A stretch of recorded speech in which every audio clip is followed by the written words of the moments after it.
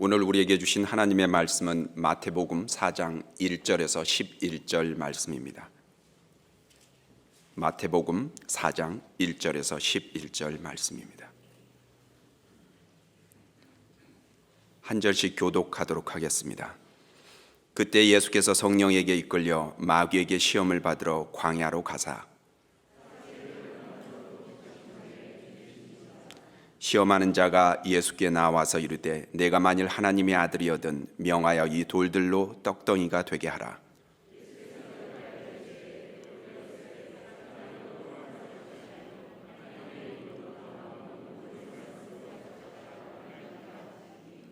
이에 마귀가 예수를 거룩한 성으로 데려다가 성전 꼭대기에 세우고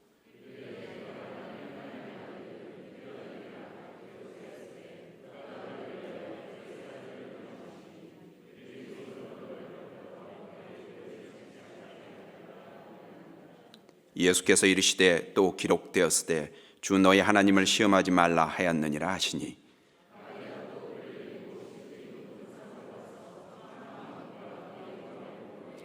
이르되 만일 내게 엎드려 경배하면 이 모든 것을 내게 주리라.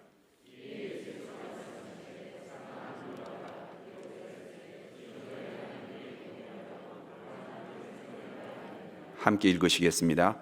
이에 마귀는 예수를 떠나고 천사들이 나와서 수종드니라. 아멘. 행복이란 어떤 것일까요? 통상 아무 걱정 없이 편안한 상태에서 얼마간의 경제력을 유지하는 상태 정도로 이해들 합니다. 현상적이고 물질적인 견해죠. 그래서 사람들마다 보다 편리한 것과 더 많은 것을 소유하려고 애들을 씁니다. 그런데 사람은 천하보다 귀합니다. 천하를 다 가졌다고 해서 만족할 수 없는 존재입니다. 그렇지 않겠습니까? 내가 천하보다 큰데 천하가 다 들어온들 어찌 다 우리 안의 공간을 채울 수 있습니까? 그래서 가지고 또 가져도 그리고 더 가져도 여전히 불만합니다. 우리보다 작은 것들이니 만족시킬 수 없는 겁니다. 그러니 나보다도 크고 세상보다 큰 그것이 내 안에 들어와야 되는데 그게 바로 예수 그리스도이십니다. 소유하는 일에 일생을 바치는 것이 얼마나 어리석고 손해되는 일인지 모릅니다. 성도여, 방향을 바꾸십시오. 소유 중심에서 가치 중심으로의 방향 전환입니다. 최근에 한 집사님이 친정 아버지로부터 꽤 큰 금액의 용돈을 받았습니다. 아마 유산 비슷한 거였을 겁니다. 아내가 그것을 받으면서 남편은 생각했습니다. 자식된 입장에서 아버지로부터 저 큰 선물 받았으니 참 기분이 좋겠다. 그러나 또 한켠 자식들에게 하나하나 나눠주는 아버지는 얼마나 더 행복하셨을까? 저는 그 이야기를 들을 때 그래, 나도 소망이 생겼습니다. 내가 줄 것이 있도록 살아야 되겠다. 그게 어른이지. 그게 어른이지. 줄 것이 있도록 사는 것, 그게 어른이지. 그래서 첫째는 주는 일에 열심을 내고 두 번째는 줄 것이 풍성하도록 하나님께 복을 받아야 되겠다. 내가 주고 싶은 것이 재물이 됐든 정신적 가치가 됐든 영적인 자산이 됐든 빈약하면 줄 수 없지 않습니까? 그러므로 이 모든 것들을 충분하게 채워주시는 하나님께 내가 복을 받아서 또한 내가 행복을 원하는 것만큼 폭넓게 주면서 살아야 되겠다. 그래서 난 평생 어른으로 살고 싶다. 이런 이야기입니다. 그렇다면 우리가 뭘 줄까요?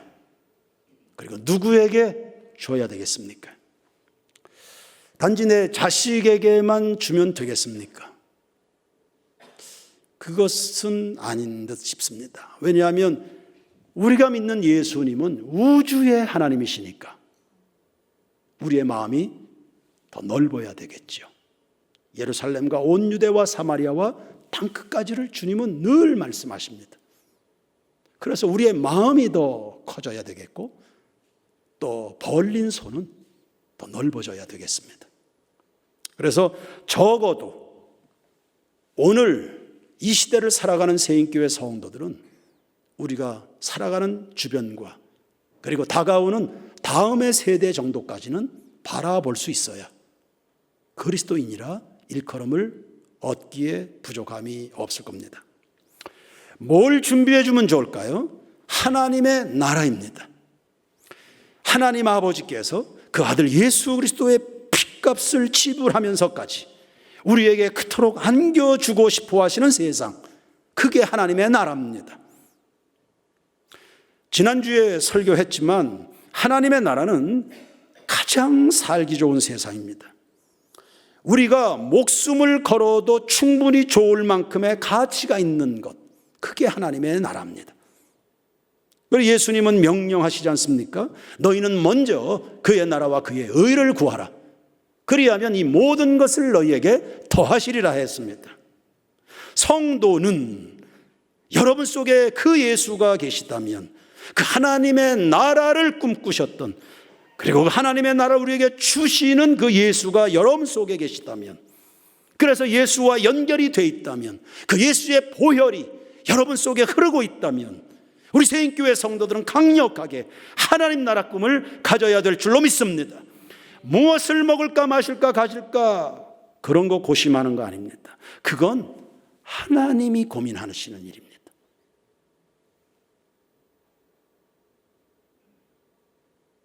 어제도 한 성도와 대화를 나누었는데 그 성도뿐만 아닙니다. 여러 성도들이 하고 있는 일이 혹은 출근해서 감당해야 되는 그 일이 좀 버겁다, 일이 많다, 스트레스가 크다. 그리고 본사보다는 한가한 저 지방의 어느 그런 곳에서 일을 하면 좀 편하겠다. 이런 생각들을 가지는 것 같습니다. 저 같아도 그럴 겁니다. 그때 한 번 더 우리는 생각을 해야죠. 너도 나도 다 편한 대로 가면 힘든 일은 누가 합니까? 세상 일도 그렇고 교회 일도 마찬가지입니다. 그 일은 누가 하는 겁니까? 우리는 편한 것을 따라 결정하지 않고 가치 중심으로 결정합니다.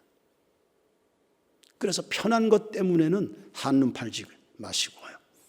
그런 것들 때문에 결정하거나 선택하지 마시고 하나님의 부르심을 따라 움직이시는 겁니다. 정상수 장로님은 춘천 법원에 있을 때 일이 굉장히 많은 부서, 웬만한 간부들은 그런 부서에서 일 잘 안 하려고 합니다. 그래서 언제나 다른 곳으로 도망갈까, 내뺄까, 다 그런 부서 맡아서 일을 했습니다.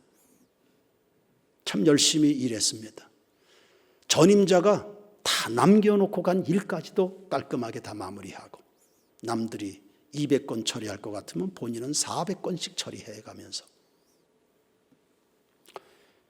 그것이 목적은 아니었겠지만 기적같이 진급해서 주변 사람들을 다 놀라게 했습니다. 많이 가졌거나 뒤에 누가 있거나 많이 배운 장로님도 아니지만 따박따박 가야 될 길을 가고 있는 정상수 장로님 주변에서 부러워들 합니다. 다 편한 거 자기 하고 싶은 것만 하면 그 힘든 일은 누가 하는 겁니까?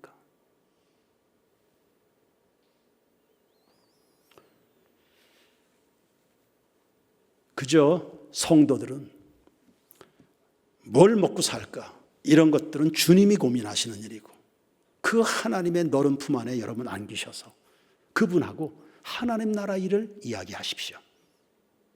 하나님 나라 꿈을 주님에게 묻기도 해가면서, 그렇게 여러분이 하나님의 나라를 구하면 걱정하는 것 전부 해소해 주시는 하나님이 계신 줄로 믿으시길 바랍니다. 여러분이 염려하는 것보다, 여러분이 노력하는 것보다 훨씬 더 풍성하게 채워주시는 하나님이 계시다는 것 믿으시기를 축원합니다. 참 안타깝습니다. 왜 성도들이 그저 노력으로만 인생을 살려고 그럴까? 열심히 살지 말라는 게 아닙니다. 왜 늘 생각이 거기까지입니까? 여러분이 노력해봐야 어디까지 갈 수 있습니까? 노력으로 사는 게 아니라 하나님의 은혜 주심으로 산다는 생각을 해야지. 지금까지도 여러분은 인정 못했지만 여러분의 노력으로 살아온 겁니까? 하나님이 공급하셔서 산 거 아닙니까? 앞으로도 그렇게 될 줄로 믿습니다. 제가 노력해서 세인교회가 이루어진 겁니까? 하나님의 은혜잖아요. 여러분의 자녀들에게도 노력보다는 하나님의 은혜를 가르쳐 주시기 바랍니다. 주님의 그 풍성한 공급을 받아서 살아가라고. 그러므로 우리 성도들이요, 내일 일을 위하여 염려하는 것 오늘로 그만두시길 바랍니다. 오늘 우리가 살아가는 이 땅에 하나님의 나라가 이루어지도록 그 일에 여러분의 일생을 바치시기 바랍니다. 그리할 때, 이 행복의 길을 가려고 할 때 유의사항 3가지가 있습니다. 첫 번째는 하나님의 말씀 중심입니다. 하나님의 나라는 말씀이 이루어지는 곳이라 했습니다. 하늘에 계신 우리 아버지여, 이름이 거룩히 여김을 받으시오며 나라의 임하옵시며 뜻이 하늘에서 이루어진 것처럼 이 땅에도, 내 삶에도, 우리 가정에도 이루어지이다. 에덴 동산의 행복은 왜 무너진 겁니까? 아담이 한눈 팔았습니다. 그것도 부부가 똑같아요. 부부가 합심을 해서 하나님을 등졌습니다. 한 사람이라도 달라야지요. 어쩜 부부가 그렇게 똑같습니까? 부부가 어떻게 똑같지냐고. 안타깝게, 답답하게 부부가 어떻게 똑같은 수준입니까? 한 사람은 좀 달라야지.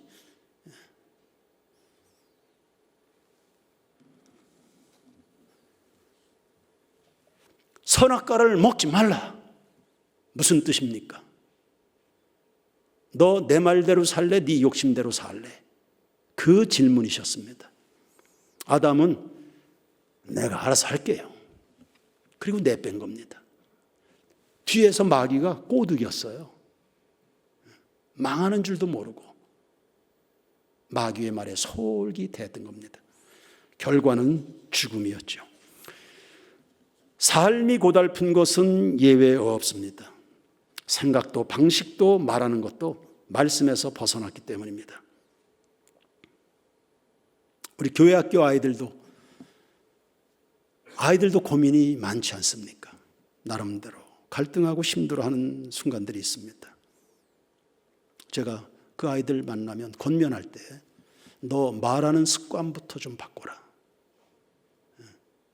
감사하고 복 받은 게 그렇게 많은데 기회가 이렇게 수두룩한데 왜 힘든 이야기, 어려운 것만 이야기하냐.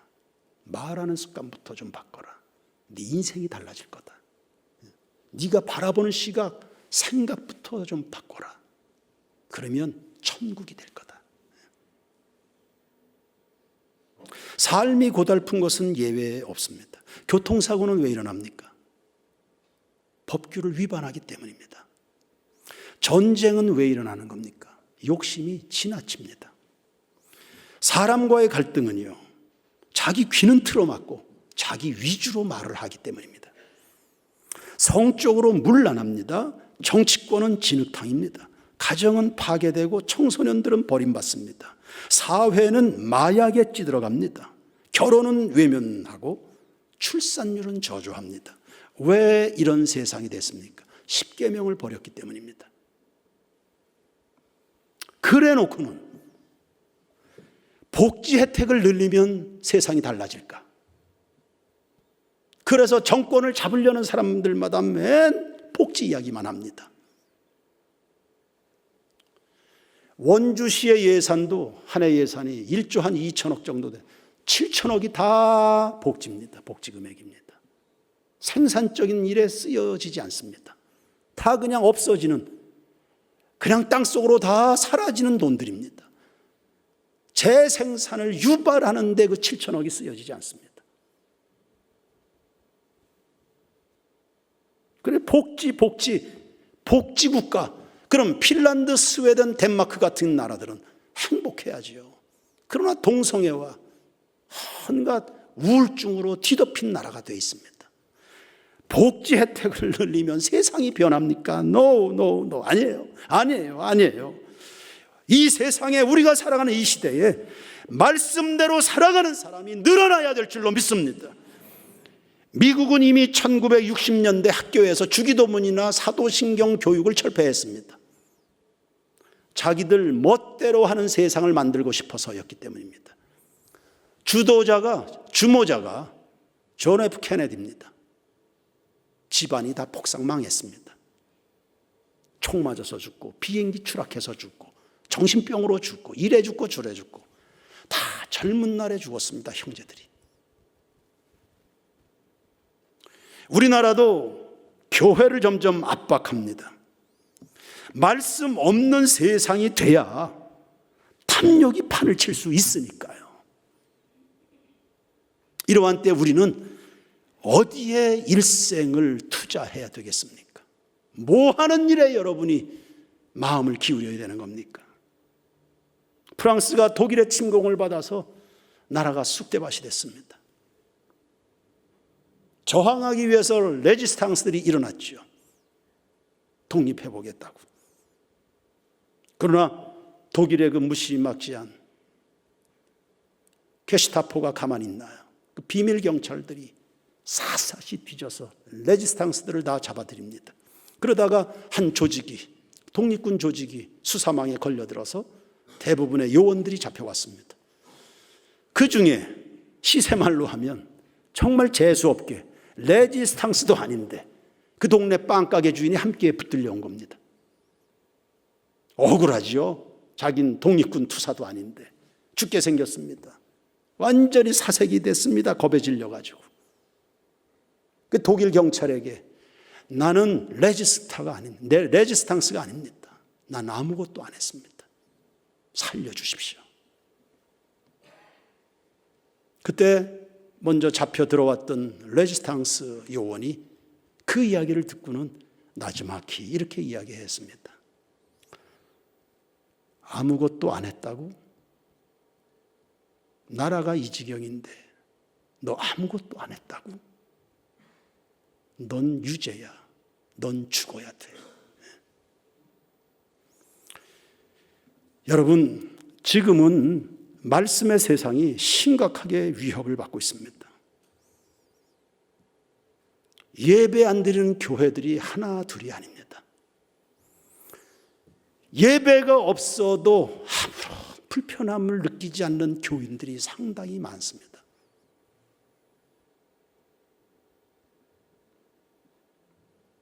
하나님이 그렇게 울고 계실 텐데 어느 구석에선가 엘리야 같은, 예레미야 같은 선지자들이 가슴을 치고 있을 텐데 그런 것들이 하나도 느껴지지 않는 교인들도 많습니다. 코로나가 끝났음에도 영적인 회복이라는 것이 아주 더디게 진행이 됩니다. 며칠 전에 사진을 살펴보다가 2020년 6월입니다. 세계 선교대회 한 사진이 나왔습니다. 예배당이 가득하더군요. 얼마 전에 진행한 제3회 세계 선교대회 사진을 보니까 자리가 휑합니다. 어떻게 된 걸까? 어디가 있을까?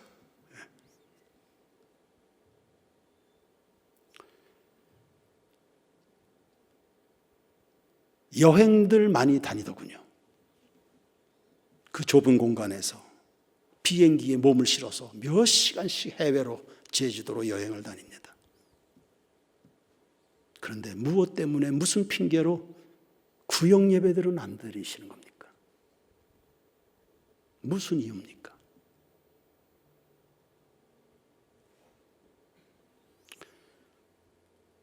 이런 사회 현실 속에 교인들 속에 있던 하나님의 나라 기운은 잃어버렸고요. 세속문화에 아주 친숙하게 길들여져 있습니다. 순교자의 피값으로 세워진 대한민국입니다. 우리 안에 그 풍성했던, 그 영광스러웠던, 그 능력이 있었던, 이 나라를 살려냈던 이 하나님 나라의 기운이 지금 흔들리거나 축소되는 위험에 있습니다. 그런데도 아무 일도 안 하고 있다고요. 그런데도 아파할 줄 모른단 말입니까? 하나님 앞에 울고 싶지 않으십니까? 그냥 저 혼자 편히 살면 되는 겁니까? 이런 위기의 때를 지나면서 그냥 나 먹을 것, 그냥 내 자존심에 급급하면 그뿐인 것입니까? 그건 아니잖아요. 성도 여러분, 하나님의 나라를 구하는 세대로 우리 교회는 다 같이 일어나게 되길 축원합니다. 말씀을 존중하시기 바랍니다. 말씀을 전파하시길 바랍니다. 십자가를 바라보십시오. 잠잠히 그 십자가 앞에서 주님을 묵상해 보십시오. 그리고 예배하시기 바랍니다. 복음을 나누시고 은혜를 나누시고 사랑을 하다가 눈물도 나누시고 때로는 핏방울까지도 들여가면서 말씀대로 살아가는 그 세상을 가꾸어가는 그 행복을 맛보는 여러분 모두가 되길 축원합니다.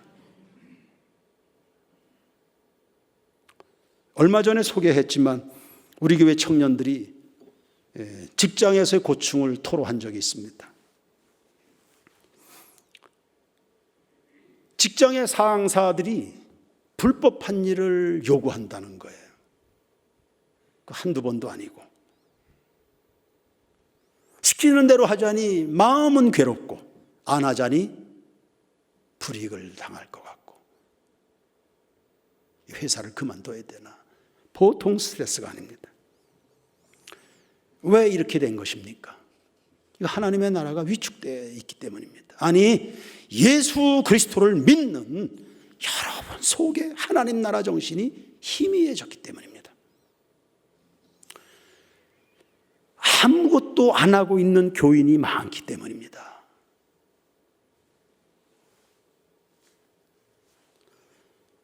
교회가 그리고 예수 그리스도 이름을 부르는 사람들이 어떤 방식으로 삶을 살아가야 되는지를 아직도 깨닫지를 못하고 있습니다. 배운 적이 없어서는 아닙니다. 수도 없이 배웠습니다. 저는 25년 동안 계속 가르쳤습니다. 몰라서 안 하는 것은 아닙니다. 아무것도 안 하고 있다. 우리 세인교회 성도들은 이 가을을 통과하며 여러분 심령에서부터 말씀의 빛이 밝혀지는 빛으로 뜨겁게 일어나게 되길 축원합니다. 하나님 나라가 이 땅에 이루어지도록 갈망하시기를 바랍니다. 그리고 그 일에 하나님이 나와 우리 세인교회 동료들을 부르셨다는 이 사실 믿음을 가지시길 바랍니다. 그래서 서로 격려를 해 주십시오. 서로. 쟤는 왜 저렇게 튀는가? 극성 맞는가? 그렇게 할 일이 아니지 않습니까? 서로를 누구인지를 확인시켜주고 격려를 해주는 겁니다. 그래서 말씀대로 살면 불이익 당하는 세상이 아니라 말씀대로 하면 출근, 말씀대로 안 하면 출근할 수 없는 그런 직장을 만들어 주십시오.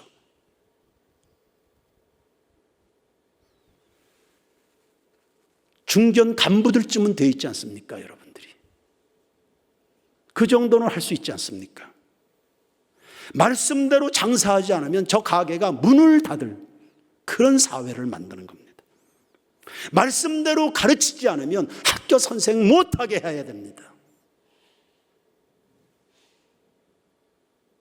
하나님을 두려워할 줄 모르는 사람은 말씀대로 행동하지 않으면 진급할 수 없는 사회를 만드는 겁니다. 말씀이 두려운 줄 모르는 사람은 새인교회 장로 못하게 만드셔야 됩니다. 꿈도 꾸지 못하게.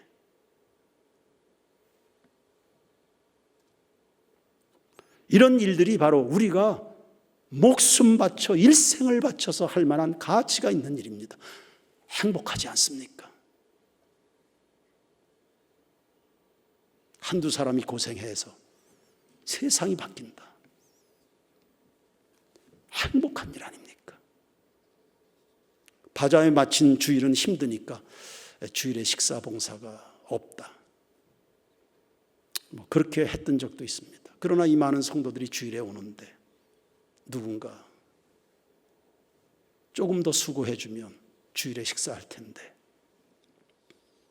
그래서 한 두어 사람쯤 수고하면 수백 명이 입을 즐겁게 할 수 있을 텐데, 그래서 어제 늦은 밤에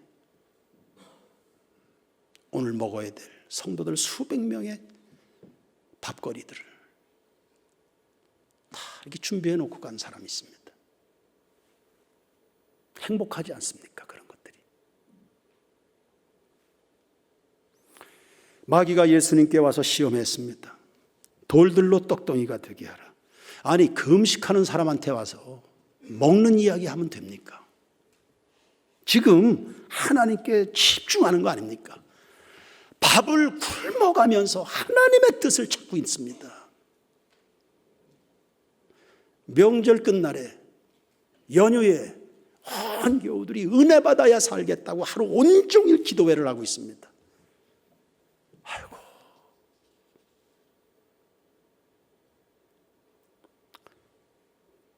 팔자가 참 좋구나. 너 먹고 살 궁리부터 해야 되는 거 아니냐. 이렇게 말하는 거하고 똑같은 겁니다.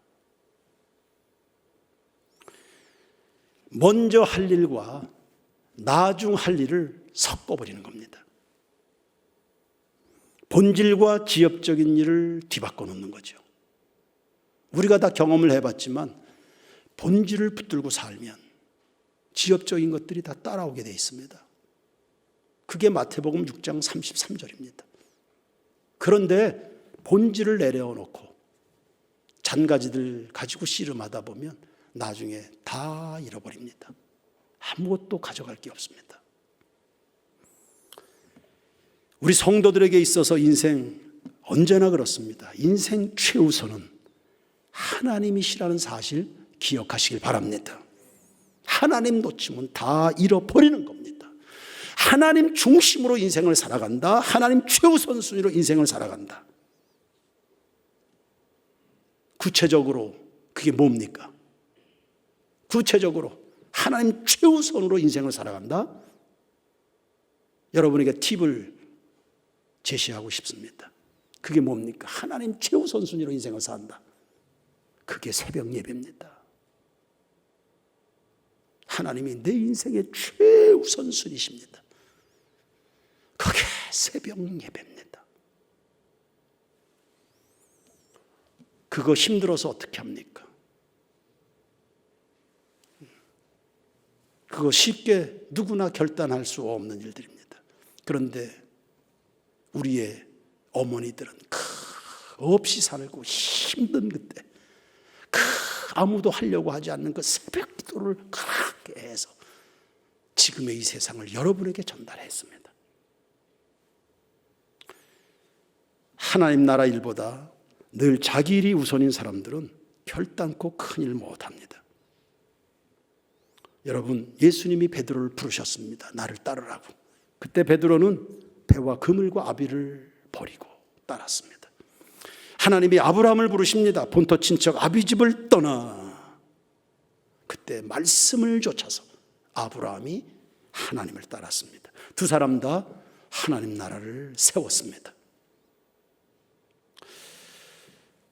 떡을 돌로 만드나요?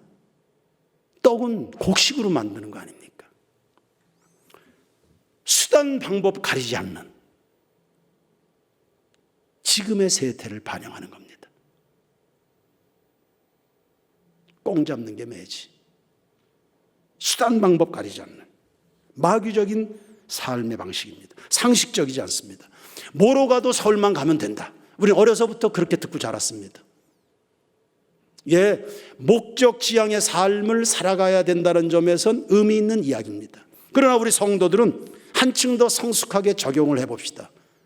서울은 못 가도 우리는 말씀대로 간다. 아멘 하시기 바랍니다. 말씀대로 가면 서울을 못 갈 수도 있겠습니다. 그러나 천국은 다 가게 될 줄로 믿습니다. 그리고 하나님의 복은 영원히 누리게 될 줄로 믿습니다. 하나님의 마음에는 드는 인정받는 사람은 될 줄로 믿습니다. 예수님은 마귀의 유혹에 단호히 말씀하셨습니다. 떡으로만 사는 것이 아니고 하나님의 입으로 나오는 모든 말씀으로 살 것이라. 아멘. 두 번째, 십자가 정신으로 무장하십시오. 성전에서 뛰어내리라 마귀가 유혹했습니다. 거두절미하고 십자가 지지 말라는 말이었습니다. 예수님은 그것 때문에 오셨는데요. 그것 때문에 왔는데 그거 하지 말라는 겁니다. 예수님은 십자가에서 죽으셔야 됩니다. 그 핏값으로 우리의 억만 죄가 다 씻음을 받고 나 같은 죄인이 영원한 생명을 얻습니다. 그런데 그거 하지 말라. 마귀는 그 마귀의 입장에서 반드시 막아야만 되는 게 십자가 사건이었습니다. 어떻게 막을까요? 한눈 팔게 만드는 겁니다. 십자가가 아니라 화려한 눈에 보이는 것들이다. 우리 성도들이 살아가야만 될 삶이 있습니다. 우리 교회가 서 있어야 될 것들이 있습니다. 자, 그 자리가. 그런데 그것을 마귀가 못하게 하는 방법이 있습니다. 그게 바로 한눈 팔게 만드는 겁니다. 뛰어내려라. 한 번의 퍼포먼스로 사람들에게 스타가 되면서 아주 손쉽게 왕이 될 수 있을 것이다. 예수님은 그 유혹을 단칼에 거절했습니다. 여러분, 행복이란 화려한 것에 있지 않고 진정한 가치에 있습니다. 겉보기에 근사하지만 쓸데없는 것에 현혹되지 마십시오. 쉽고 빠르며 주목받는 것보다는 보람과 가치와 의미 있는 것들을 선택하시길 바랍니다. 그게 십자가입니다. 자기 헌신입니다. 그 십자가를 기꺼이 질 수 있는 사람을 통해서 우리가 꿈꾸는 하나님의 나라가 나타나게 될 겁니다. 김동호 목사님의 글에 이런 이야기가 소개됐습니다. 자기 어릴 적 이야기입니다.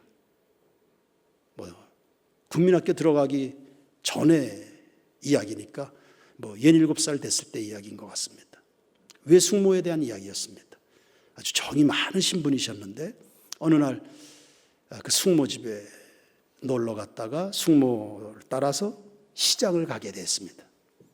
근데 비가 많이 온 뒤라 도로 사정이 엉망이었습니다. 포장이 됐을 시대가 아니니까. 그래서 땅이 질퍽질퍽했죠. 정이 많으신 이 숙모의 마음에 이 어린 조카가 질퍽거리는 진흙탕길을 걷는 게 마음이 좋지 못하셨습니다. 그래서 얘야, 숙모가 네 앞에 갈 테니까 너는 숙모의 발자국을 밟고 따라와라. 그리고 어린 조카의 보폭을 고려해서 숙모가 보폭을 조절을 해서 짧게 조카가 잘 밟고 따라올 수 있도록 그렇게 배려를 한 겁니다. 그 숙모가 진흙탕을 먼저 밟아준 덕분에 이 어린아이는 발에 진흙을 묻히지 않고 다녀올 수 있었던 겁니다. 이런 이야기를 회상하면서 목사님은 이렇게 결론을 했습니다. 아, 이런 것들이 어른들이 해야 되는 일이구나. 이런 것들이 어른이 해야 되는 일이구나. 정리하자면 진흙탕은 내가 걷고 마른 땅은 우리 아이들이 걷게 한다. 여러분, 우리는 하나님 나라를 운운합니다. 그리고 믿음이라는 것을 이야기합니다. 사랑도 거침없이 이야기합니다. 그렇다면 진흙탕을 먼저 걸으셔야 됩니다. 진흙탕이 힘들다고 외면한다면, 즉 십자가가 고달프다고 외면한다면, 그래서 나는 마른 땅만 걸을 거라고 버팅긴다면 누군가는 그 십자가를 지고 그 진흙탕 길을 걸어가야 되는 겁니다. 어쩌면 우리 아이들이 그 고생을 해야 될지 모르겠죠. 우리는 또 한 주간을 삽니다. 또 평생을 여러분 살아갈 겁니다. 진흙탕에 먼저 들어가는 여러분 모두가 되길 축원합니다. 세 번째는 대단한 자부심을 가지십시오. 마귀는 자기에게 엎드려 절하면 천하만국을 주겠다고 거짓말을 했습니다. 여러분, 예수님이 만국의 주인이세요. 누가 누구에게 절을 한단 말입니까? 누가 누구에게 그것을 받는 겁니까? 천하만국과 그 영광은 하나님께서 그의 자녀에게 주시는 것입니다. 여러분은 하나님의 자녀인 것입니다. 여러분의 하나님 아버지는 만유의 주제가 되십니다. 우리는 그분의 상속자이세요. 로마서 8장 17절을 보시면 자녀이면 또한 상속자, 곧 하나님의 상속자요 그리스도와 함께한 상속자라 했습니다. 당연히 여러분 지금도 누리고 있는 그것인데, 그리고 평생토록 누리게 될 것을 어찌하여 마귀에게 손을 벌려서 그에게 엎드려 절해서 그가 시키는 대로 해서 그것을 근거리 타낸단 말입니까? 예수님은 말씀하셨습니다. 사단아 물러가라. 여러분 속에 계속해서 그러한 현혹, 혼란이 일어날 때마다 여러분의 마음을 향해서 책망하시길 바랍니다. 사단아 물러갈지어다. 속지 마십시오. 우리가 예수 믿어 하나님의 자녀 신분을 유지하는 한 천하 만국과 영광은 다 여러분의 것이 될 줄로 믿습니다. 너희가 그 예수와 함께 세세토록 왕 노릇하리라 하지 않았습니까? 그러므로 하나님의 자녀된 자부심을 가지고 주님의 언약의 말씀을 붙들고 십자가의 길을 담대하게 걸어나가는 우리 모든 교우들 되기를 주님의 이름으로 축원합니다. 축원합니다.